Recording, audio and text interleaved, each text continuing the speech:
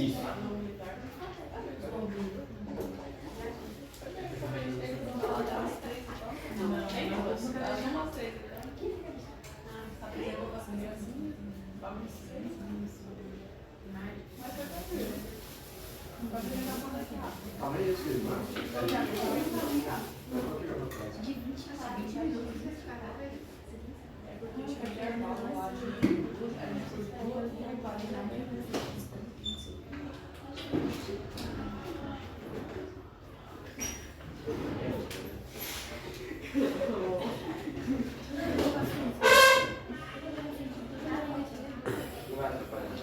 Só o verde vai ficar tocando bem mais.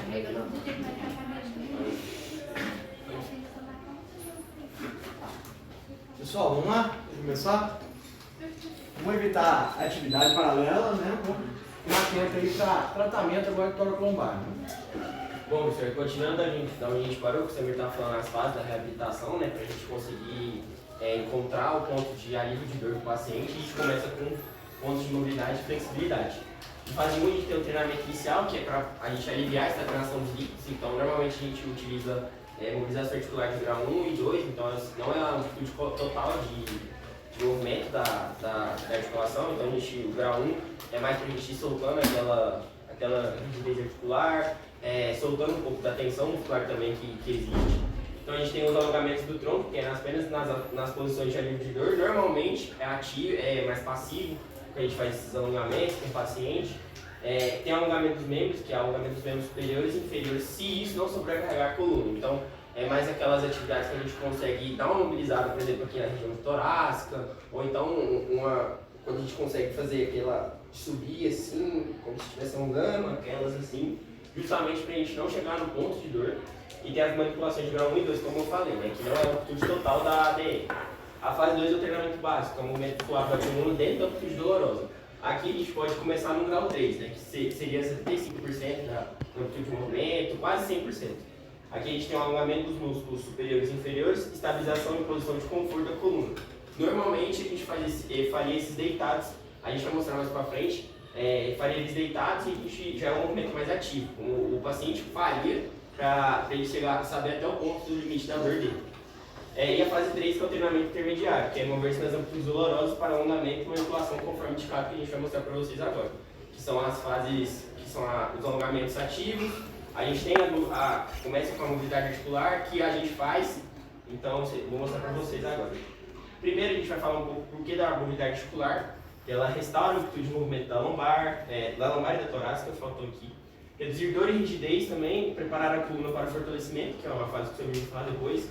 E melhorar os padrões de movimento, né? Quando houver uma cinesia, por exemplo, de torácica ou então de lombar, e aí a gente consegue alcançar esses feitos pela mobilidade articular. Aí só volta no estágio anterior, lá só para a gente fixar as 3 fases. Vamos lá, dá uma olhadinha. Fase 1, treinamento inicial, que é igual eu falei, com as manipulações de grau 1 e 2. Normalmente nesse aqui a gente não atinge no ponto doloroso, então a gente consegue fazer passivo, ou então a mobilidade de grau 1 e 2 que a gente não alcança a amplitude total de ADM da articulação. A fase 2 já começa com os movimentos, entrar um pouco nessa questão da parte dolorosa, então a gente começa a fazer mais ativo com o paciente, a gente usa mais a mobilidade articular para a gente alcançar mais essa ADM, ganhar um pouco desses movimentos que a gente não está conseguindo alcançar. E na fase 3 é quando o paciente já está mais avançado, de certa forma. Então o paciente ele já reduziu um pouco dessa rigidez articular, um pouco dessa tensão muscular, e ele já consegue fazer os movimentos mais fluidos e com a ajuda com a nossa ajuda e com a mobilização já entrando em graus maiores, para a gente fazer toda a amplitude completa, a gente consegue retornar um movimento que o paciente muitas das vezes está como que a gente fala, bloqueado de alcançar por causa da dor e da rigidez que ele obteve devido às suas lesões. Mas isso aqui já é mais para restaurar os movimentos. Flexão, extensão, rotação, por aí vai. Pode passar. Aqui são os princípios da mobilidade articular, que a gente consegue com a mobilidade articular. Aí pode passar. Eu vou mostrar um pouco das contraindicações e das indicações.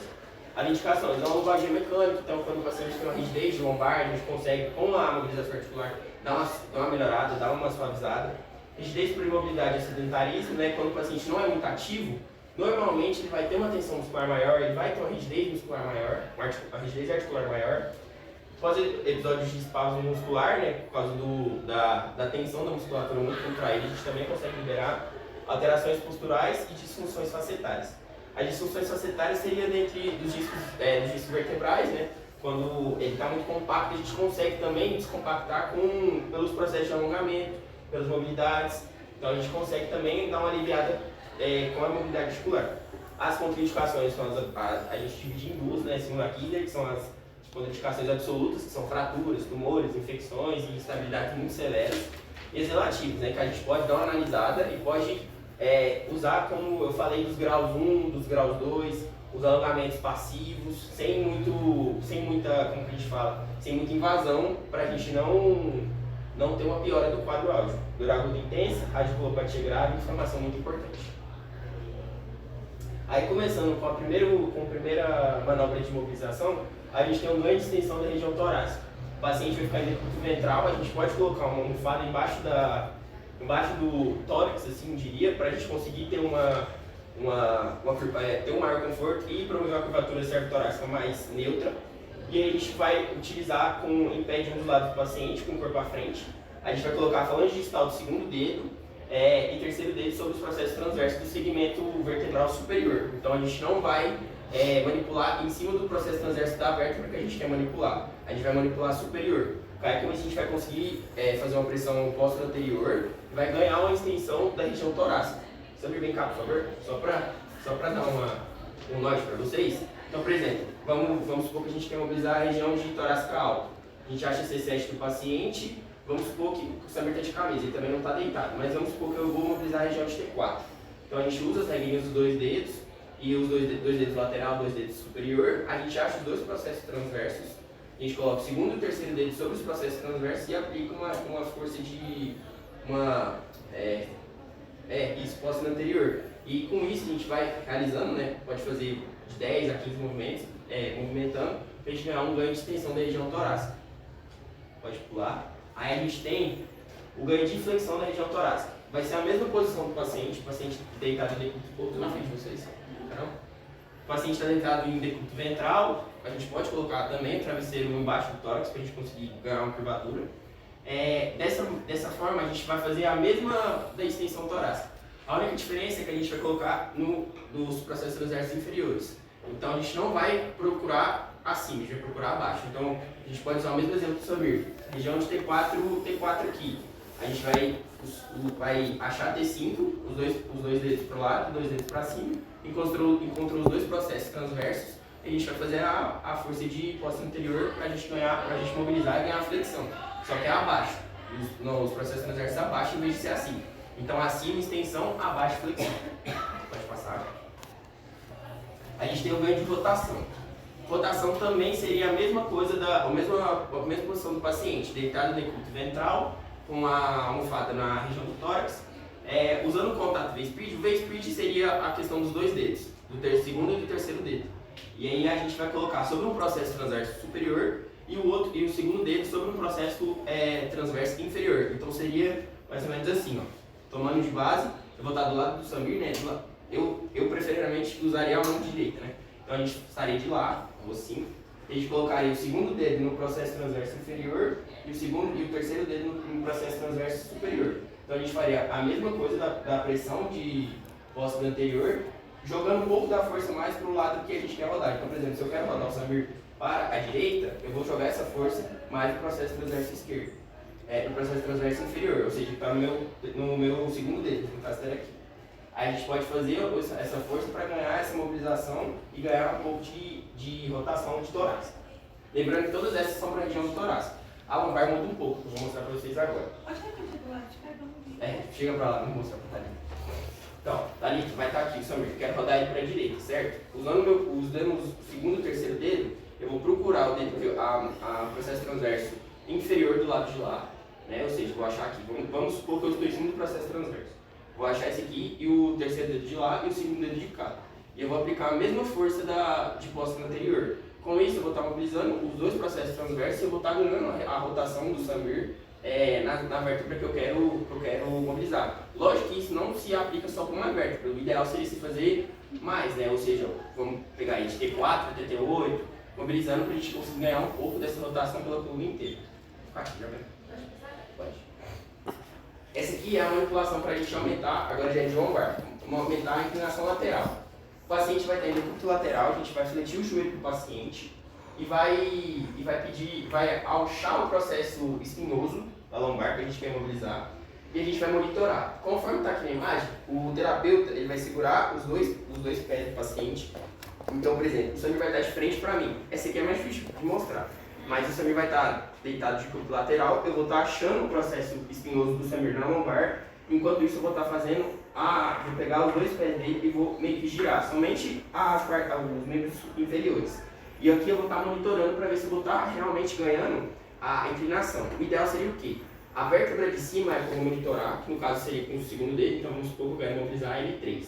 Vou colocar o terceiro dedo na L3 e o segundo dedo eu vou colocar na L4, vamos supor. Então, quando eu fizer a manobra de puxar a perna do Samir, eu vou estar monitorando para ver se eu vou estar como se fosse fazendo um afastamento do processo espinhoso. Com esse movimento, eu vou estar ganhando a inclinação lateral da vértebra lombar. Pode passar. Aí aqui tem a manipulação para o ganho de rotação lombar. Dessa vez o paciente vai estar igual nas manipulações de região torácica. O paciente vai ter decúbito ventral com uma almofada no tórax. Aí o que eu vou fazer? Nesse aqui eu vou colocar a eminência hipotenar em cima do pisiforme, sobre o processo transverso do lado oposto. Então o que seria? Eu vou procurar aqui, ó, a região de processo transverso do Samir de lombar, certo? E vou estar aplicando a força de póstero anterior. É a mesma coisa a mesma pressão que eu vou aplicar nas outras manipulações. Só que dessa vez eu vou procurar, por que da eminência hipotenar? Porque o processo transverso em cima do pisiforme, ele é um pouco mais difícil de ser encontrado.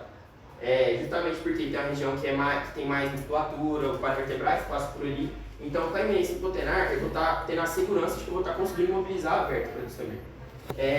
E aí, a gente quer facilitar, né? Aí tem aqui o exemplo. Se você quiser promover a rotação esquerda, colocar a eminência hipotenar sobre o processo transverso direito. Então é ao contrário. Por exemplo, se eu estou com o Samir aqui, eu vou estar aqui, ó. Eu quero mobilizar, eu quero ganhar a rotação lombar ao lado direito. Então eu quero girar o Samir para cá. O correto seria eu fazer aqui, ó. Pegar a eminência hipotenar, encontrar o processo transverso. Então vamos supor que eu achei o processo espinhoso do Samir de L4, L3, L2, enfim.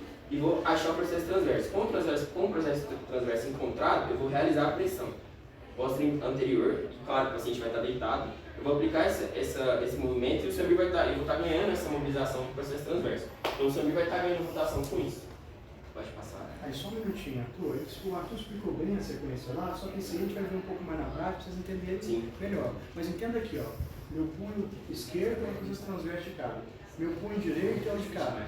E no meio, como ele bem explicou, está o processo espinhoso. Ele vai fazer o quê? Ele está empurrando este de cá, né? Ao contrário da rotação. Se vai rodar para o lado de lá, o que tem que acontecer com a vértebra? O processo transverso de cá e de cá. É esse aqui, ó.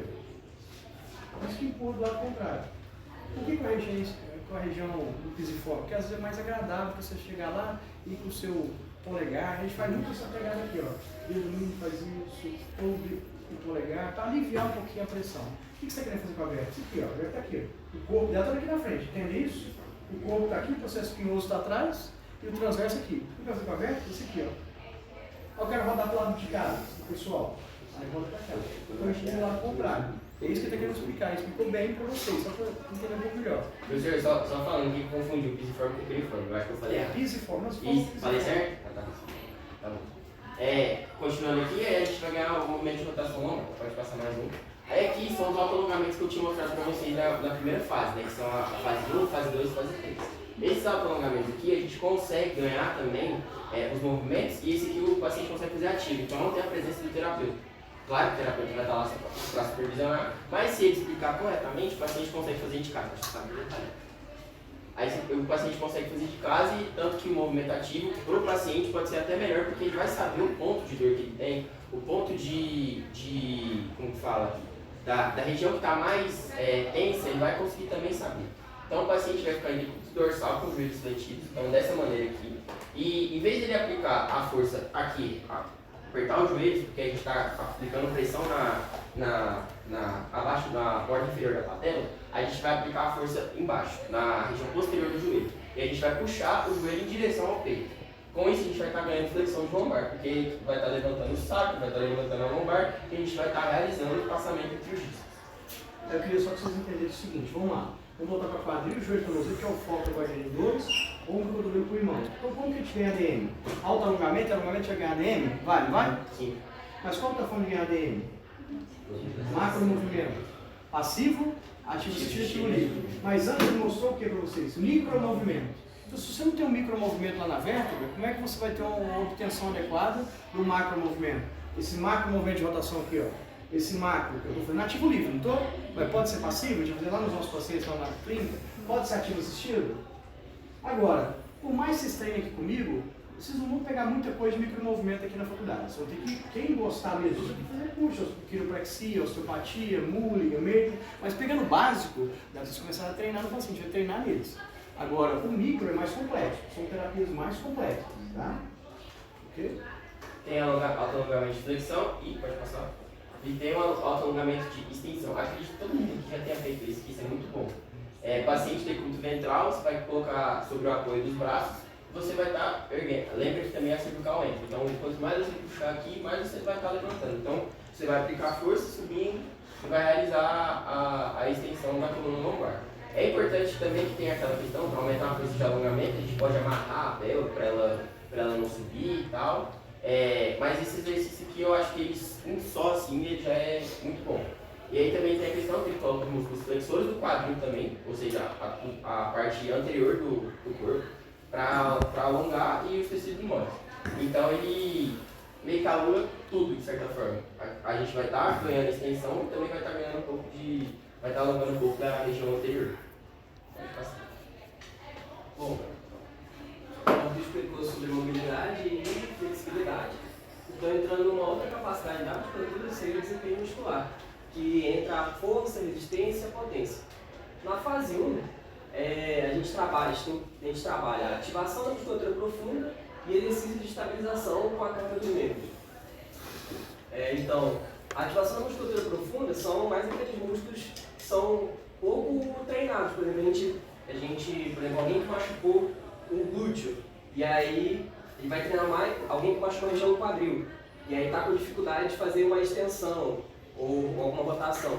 Normalmente a pessoa só vai treinar aquela parte maior, a musculatura maior, que aí seria o glúteo máximo, e esquecer dos músculos pequenos, que são os rotadores, né? Ou aquela questão do loja de PT. E os exercícios de estabilização com a carga dos membros é apenas aqueles sem peso, apenas livres. Bom, na fase 2 entra já os exercícios de estabilização com a carga dos membros também, mas enfatiza a resistência muscular. Então, o paciente vai realizar mais repetições e um peso reduzido, e treinamento das perturbações, que é mais ali a questão de alterações musculares, e exercícios dinâmicos de baixa intensidade para a coluna, que entra ali na questão da resistência muscular. Na fase 3, que é o treinamento intermediário avançado, a estabilização por movimentos transiçantes das funcionais, enfatizando a força. Então, a gente já vai começar a trabalhar os exercícios que o paciente realiza no dia a dia dele. Caso ele seja um atleta, vai trabalhar o gesto esportivo, e caso seja alguém que tem alguma dificuldade, por exemplo, eu tenho dificuldade, mas que o ombro, estou com dificuldade de estender roupa, trabalho em supermercado, estou com dificuldade de levantar as caixas para carregar as coisas. E aí, passando além disso, tem a progressão para o fortalecimento dinâmico do tronco, que vai trabalhar justamente a questão do equilíbrio também, que seria esse equilíbrio dinâmico. Além de progredir o exercício de fortalecimento de tronco e membros em padrão de reforço da atividade, que é justamente quase a mesma coisa do primeiro ponto, que é focando naquilo que o paciente faz no dia a dia. Bom, o primeiro exercício que a gente traz aqui é a estabilização da lombar básica com carga progressiva dos membros. O paciente vai realizar ele numa posição que ele vai disparar em nível dorsal e vai ter uma gradação de nível 1 até nível 5, sendo nível 1 a mais baixa, nível 6 na verdade. Nível 6 é a mais difícil.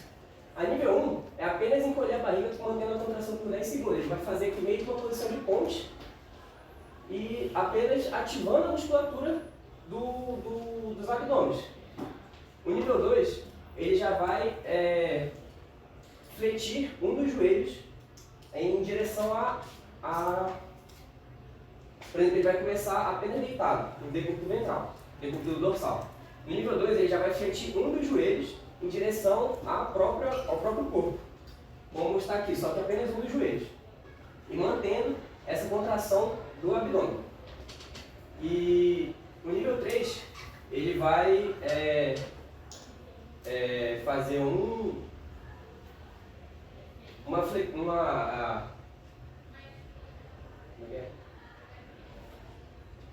É que não tinha outras imagens, só tinha essa imagem aqui.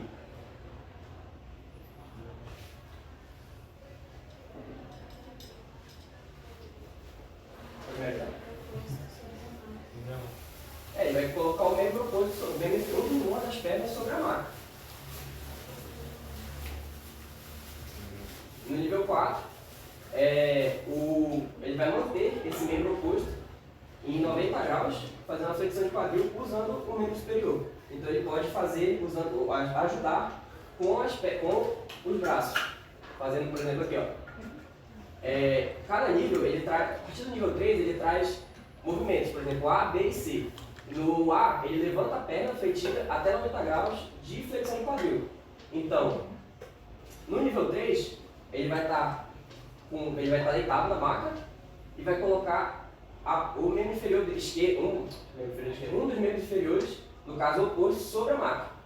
E aí, ele vai fazer o movimento A, que ele vai levantar a perna até 90 graus de quadril. E depois ele vai fazendo várias vezes. No caso, como a gente quer estabilização, seriam várias repetições. E depois ele fazer o movimento B, que é deslizar do calcanhar até estender o joelho. Então ele vai estar com a perna sobre a maca e ele vai deslizar na maca. E depois voltar até estender o joelho. E aí ele vai fazer um movimento C, que é levantar a perna estendida até 45 graus.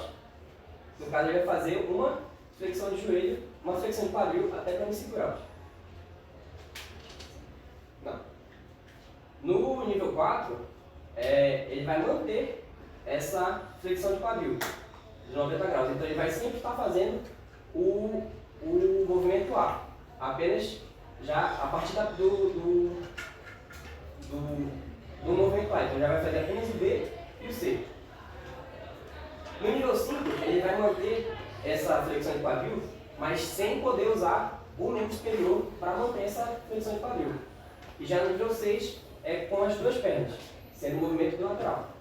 Só lembrando, pessoal, que no início, igual o nível 1, ele vai contrair a musculatura, faz isometria, sem movimento. Aí vai levando a perna aos poucos, primeiro com a ajuda do braço, depois sem ajuda, e mantém o quadril elevado, como se fosse levantar da maca. Eleva, mantém. É uma isometria também, mas ele tem que fazer um movimento até chegar naquela posição. Então são as graduações para você não exacerbar a dor. Então para ir devagar, do mais fácil ao mais difícil. Tá? Tem uma que ele mostrou, por exemplo, que vai escorregando o calcanhar na mesa de exame. Então vai e volta. Esse movimento de escorregar, está mexendo perna? Tá. Mas está estabilizando isometricamente a coluna. Tá? Bom, outro exercício, né, é estabilização lombar básica com carga progressiva dos membros, dando ênfase nos músculos extensores do tronco. Aquele outro era para dando um pouco mais de ênfase nos músculos flexores do tronco. Bom, o paciente começa na posição de 4 apoios e ele só começa flexionando um dos membros superiores, como mostra aqui na imagem. E ele vai graduando para ficar mais difícil na medida que ele vai tirando um dos outros membros da maca, por exemplo. O primeiro começa flexionando um dos membros superiores, ficando com apenas 3 apoios na maca. O segundo, ele mantém ainda 4 apoios, só que um desses apoios está sendo instável, ele vai estender apenas um dos membros deslizando na maca, então ele não vai tirar esse membro inferior da maca, mas ainda assim, já o terceiro grau, ele já levanta um pouco o membro inferior da maca, mantendo os membros superiores ainda também, ainda não saem dos dois. Ele levanta apenas um pouco, ele não levanta completamente.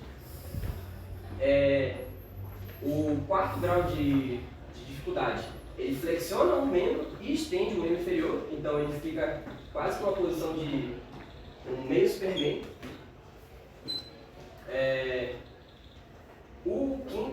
A quinta dificuldade, ele estende apenas um membro inferior. E a sétima, ele estende os dois membros, mas aí ele já está deitado, porque não dá para manter assim. E no oitavo, ele levanta a cabeça, os braços e os membros inferiores, fazendo um Superman, como mostra aqui na imagem. Bom, também temos o flexão de tronco, que é o famoso abdominais. Na posição do paciente, ele começa decúbito dorsal, ou deitado com os joelhos fletidos e pés apoiados, com a região lombar da coluna vertebral em posição neutra. Então, a gente vai entrar nessa posição que todo mundo sabe fazer abdominal. E a gente tem que ficar de olho no paciente que a gente não deve permitir que o paciente tenha um aumento da lordose durante o exercício, tirando apenas as escápulas e observando se a coluna dele vai ficar neutra. Bom, além desse, tem o exercício de extensão e decúbito ventral ou em quatro apoios, que seria aquele mesmo que a gente viu, ou então este que é um pouco mais difícil, que começa com os braços ao lado do corpo, vai graduando, com os braços ao lado do corpo e avançando, podendo estar atrás da cabeça ou estendido na frente da cabeça. Além disso, existem variações, como o paciente podendo estar numa bola terapêutica, combinado com alguma resistência no membro superior, e tem várias formas de fazer essas variações. Lembrando sempre que o paciente tem que tirar o externo da maca, para poder sentir toda a contração dos paravertebrais, né? Da musculatura que estende a coluna. Agora eu vou falar um pouquinho das fases de reabilitação da deficiência cardiopulmonar. Querendo ou não, lesões na coluna torácica vão afetar, porque o pulmão não vai conseguir ter a mesma sensibilidade. Ou então, vamos supor, ter que ficar muito tempo parado em uma única posição, pode ocorrer também das musculaturas ficarem travadas, digamos assim, e não vai conseguir ter a expansibilidade que a caixa torácica deveria ter. Então, isso pode gerar um agravamento no processo respiratório do paciente, um incômodo para ele. Na primeira fase, é o treinamento inicial, que somente se for tolerado, com máxima proteção, na posição de conforto do paciente. Na posição que o paciente se sentir mais confortável, enfim. Se ele conseguir ficar em pé e tudo mais, fazer caminhadas leves por pouco tempo. Esqueci de falar que nessa fase aqui são mais exercícios aeróbicos.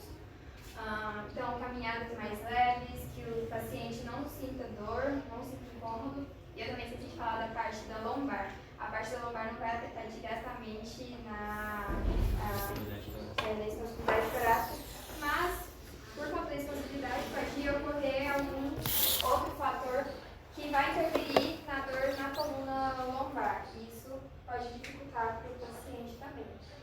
Enfim, na primeira fase é uma caminhada mais leve, exercícios mais leves, que sejam na posição de conforto do paciente. Já na fase 2, que é o treinamento mais básico, a intensidade vai ser de baixa a moderada. Aí vai ser quando o paciente vai poder fazer caminhadas mais longas, no ritmo mais devagar, ou então em bicicletas, aquelas que você fica sentado com a perna esticada e inclinada. Essas também o paciente pode fazer, que não vai sentir tanto a dor, tanto em questão da coluna.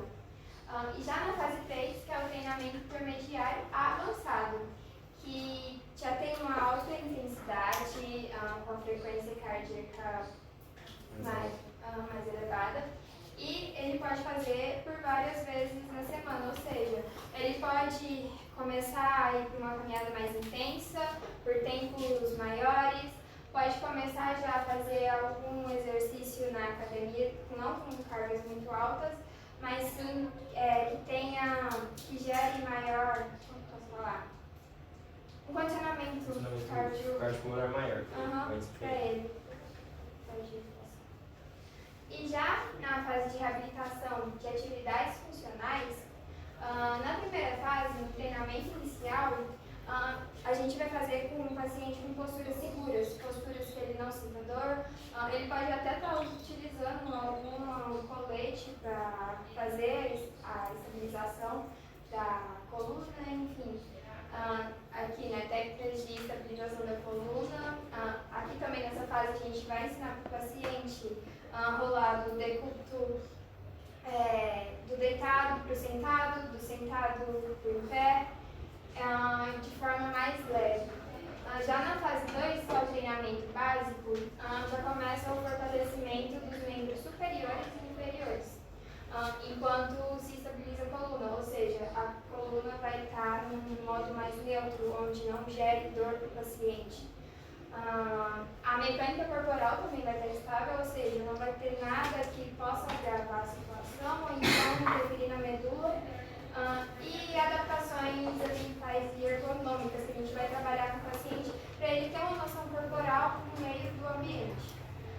Já na fase 3 é o treinamento intermediário a avançado, que são atividades funcionais de alta intensidade. Nessa fase a gente já vai começar a preparar o paciente para voltar a fazer atividade de vida diária dele, vai começar a ganhar um fortalecimento maior em questão de progredir cargas, e também aqui a gente vai ensinar ele a praticar a prevenção, para não voltar a sentir dor. Passar aquelas orientações de postura correta, de carga elevada, essas coisas. Eu esqueci de falar que também na fase 1 a gente pode ter o treinamento com o paciente deitado, se ele estiver muito seguro, utilizando terapantes, utilizando algum peso, para o paciente mesmo se sentir mais seguro, para ele não ficar com uma dor meio que consciente, psicológica dele. Enfim, essas foram as experiências. Muito obrigado. Pessoal, algumas coisas assim, não vai dar para fazer tudo, né? Mas a gente vai tentar reproduzir isso aí lá com os pacientes, é lógico, né? De avaliação e tratamento, o que for mais importante, tá? Algum comentário no final sobre o tratamento com o tórax lombar que chamou a atenção de vocês, algo que vocês queiram falar? A mesma coisa que você precisa prestar atenção, quando eu fui estudar nessa parte mais respiratória e tudo mais, tem coisa que às vezes a gente não para pensar que ficar muito tempo numa posição pode afetar o músculo e o músculo afetar essa parte respiratória, por exemplo. Então é muito detalhe que você tem que ficar observando no paciente. Às vezes também questão da lombar, às vezes até a gente, quando está com alguma dor, você vai respirar muito fundo, sente meio que travando a lombar assim, e não sabe por quê. Às vezes o paciente não vai ter consciência disso. Então a gente precisa prestar atenção nesses detalhes. Para vocês agora, da turma, algum comentário, alguma pergunta sobre o que foi falado? Alguma dúvida? Lembrando que na fase de estabilização, a gente deixa primeiro a coluna isométrica. Aí a gente começa a mexer braço e perna. Igual o músculo dorsal, ventral, sentado, que vai evoluindo. Aí logo depois você entra na bola suíça, você entra no cama elástica, no bonzu, aí superfície estável. Mas sempre com a coluna isométrica primeiro. Ativando transverso do abdômen, ativando reto do abdômen, oblíquos, paravertebrais, eretores da coluna. Aí depois você começa com isotonia. Aí fazendo isotonia pode provocar dor, pode causar uma hérnia. Aí você vai com uma ADM na amplitude que o paciente não sinta dor, até ele conseguir fazer uma amplitude maior. Então, o grande erro, fazer aquele abdominal clássico já no início. Aquele abdominal clássico, você vai e volta, é na fase final. Porque você tem que fazer, elevando um pouquinho a escada ao invés de exame, mantendo a isometria, levanta um pouco mais, como se fosse um grau 2 fraco para flexor de tronco, um grau 2 fraco para extensor de tronco. Respeitando o limiar de dor do paciente. Depois você vai fazer uma atividade maior. Só nas fases 3, né? De função, de cardio respiratório, fase 3 de fortalecimento, correto? Que eles optaram por falar assim, mobilidade, fase 1, 2 e 3, fortalecimento do desenvolvimento muscular, fase 1, 2 e 3, cardio respiratória e funcional, né? Então a gente pode fazer uma abordagem global disso tudo, tá? Tranquilo? Tinha algum comentário, alguma dúvida? Então a gente fecha a parte teórica com vocês agora, né? E lembra que a gente vai fazer a avaliação teórica no horário normal do nosso aula teórico, quarta-feira, só da semana que vem e na outra. E nos horários que a gente não vai ter a teoria, a gente vai ter prática aqui na escola de novo, né? a gente vai fazer as avaliações com vocês. Eu vou começar a avaliação, mas vou dar um intermediando com aulas também. Porque não vai dar para falar coluna tudo hoje para vocês lá. Aula e avaliação. A gente vai estudar esse TCC para avaliação de quadril, joelho, tornozelo e também de coluna. Né? Lembrando que na sexta-feira a gente vai ter aquele horário que eu vou pedir depois lançar no grupo, vocês colocarem o horário que vocês vão. Eu divido a turma em grupos, subgrupos, que vai a prova acontecer da 1h até as 4h.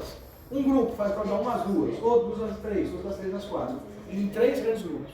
Para a gente terminar a prova, eu já vou ter que começar com vocês. São 4 questões da prova. Então não dá para fazer as 4 na sexta, tem que deixar pelo menos só 2 no máximo, se eu não consigo fazer a prova em 1 hora com a quantidade de alunos que a gente vai dividir para o subgrupo. Entenderam? Então a gente vai começar a prova nas aulas práticas da quarta e vamos na quarta-feira fazer prova teórica, não é isso? Só começar, vai ter aula junto. E na sexta a prova propriamente dita, que a gente vai terminar.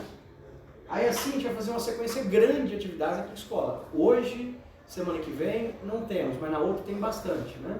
Então, para a gente cumprir a nossa carga de extensão. E vocês vão ter a oportunidade de ver no paciente próprio mesmo. Hoje a gente vai fazer membro inferior, principalmente, mas eu quero pincelar algumas coisas de coluna já. Já pedi um paciente de coluna para a Renata separar para a gente, se ela puder participar hoje. Mas membro inferior a gente vai fazer. Só com o paciente, a Kátia, porque a paciente da Heloísa não vai poder vir hoje. Né? Não sei se ela vai poder vir na última semana. Tá? Professor, eu não sabia, mas tem um menino da educação física que ele está aqui nesse horário, que ele tem frouxidão ligamentar e mais alguma coisa no joelho. Aí ele estava brincando assim, vocês não dão diagnóstico, não? Aí eu não sei se pode chamar ele presencial, se já está com Se ele tiver disponibilidade, né, ele puder ir para lá, aí você pede para ele ir a partir das 13h30. A gente faz das 13h30 às 4h20 com ele, entendeu? Porque o horário vai ter um paciente e depois a gente já faz com ele, tá? Se tiver disponibilidade, ele pode ir, a gente avalia e trata, tá? Agora nesse horário vai ser tornozelo? Não, eu vou usar tanto tornozelo e joelho, e se tiver um paciente de coluna, a gente vai também fazer coluna. Eu vou dividir vocês em grupos, não vai ficar todo mundo em cima do paciente só, né? Eu dividi o espaço lá, pra gente fazer as duas coisas. Mas aí lembre-se, gente, eu vou enfatizar no segundo horário, para quem não fez aquela aula de tornozelo, que os alunos não fizeram tornozelo, eu vou fazer essa parte de avaliação e tratamento, tá? No segundo horário, onde a turma, uma das turmas vai embora. Já viu o joelho e tornozelo todo, tá? Vou fazer a chamada aqui, eu direciono a escola. Vamos lembrar do jaleco, tá? A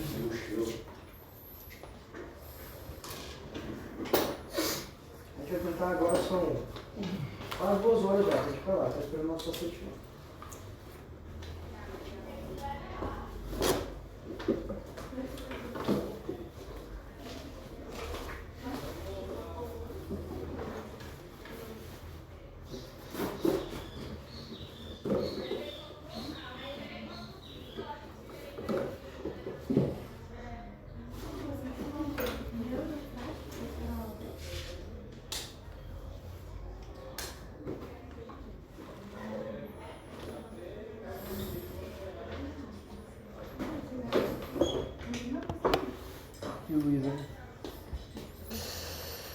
Oi, mandei mensagem pra ele, não sei se ele vai ver ou não.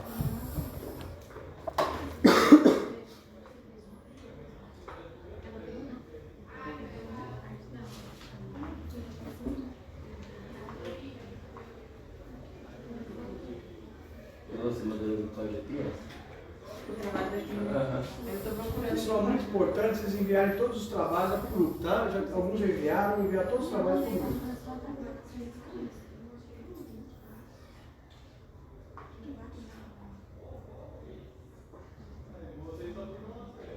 Luiz.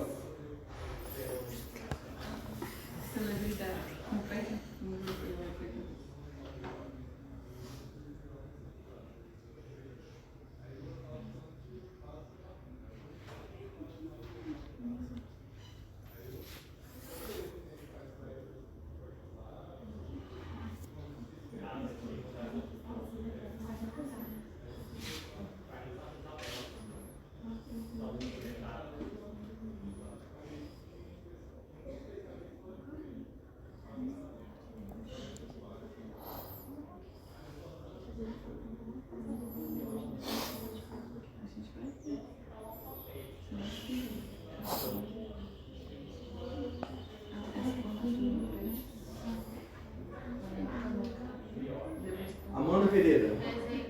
Ribeiro. Manuela Marques. Henrique Garcia. Luiz Miguel. Tá ali. Vinícius. Eu. Eu falei. Ai, ai, caralho.